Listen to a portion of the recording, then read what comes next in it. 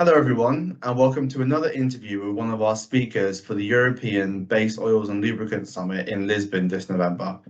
We are joined today by Hans Gerdes from Metall Chemie.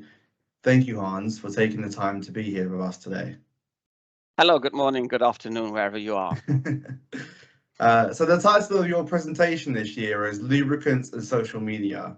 Before you tell us about the presentation itself, could you tell us what drove you to focus on social media, as it is a very different focus to the majority of the presentations we have seen at the events over the years? Jean-Pierre, that's very true. It's not a very technical topic at first sight. Let me be a little bit metaphoric. If the conference were a bicycle, there's a lot of coverage for the rear wheel.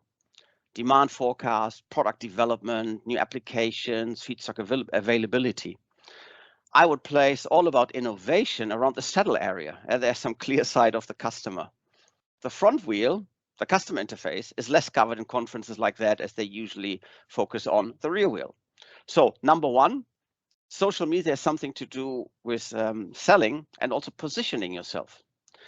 However, it becomes more important to demonstrate all the good things you did in the areas I just mentioned. Did you know, for instance, 60% of B2B buyers say they prefer not to talk to a salesperson. 75% prefer to obtain information via a website. And more than 60% of the buying process as such, including research and pre-selection, takes place online and is already completed prior to a first contact with your company. So I'm going to share some of that research in Lisbon as well. Brilliant. I look forward to hearing it. So what can our audience expect to gain from your presentation? Yeah, it's quite twofold. Let me start with sort of what is in for your company. So understand current decision making and purchase processes.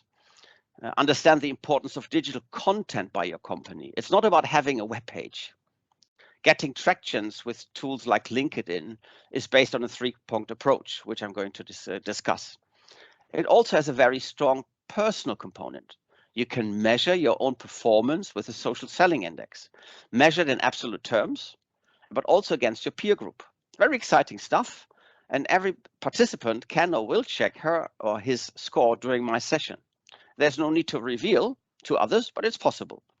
And then answer the two main questions out of that. How can I improve my score? But secondly, actually, why should I do it? So what is in for me if I do it? Right. Which of the other confirmed topics or speakers are you particularly looking forward to hearing in Lisbon? Yeah, it's a fantastic agenda. First of all, I'll be looking to meet some people I know, like Valentina, Sarah Holm, or Thomas Norby, but particularly people I don't know yet.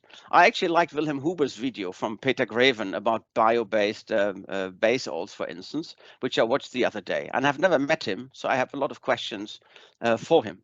On topics, I think day one is great. Anything on Outlook. Demand, what's happening, what is the outcome on base oils, on demand, on electromobility, and mentioning electromobility on day two. I think applications, forecast, new needs. I think exciting topics at this point of time, because they very much determine how we set up R&D, marketing in the coming years. Yeah, I'm sure you and Wilhelm will get together and hopefully you'll be able to talk to him in person.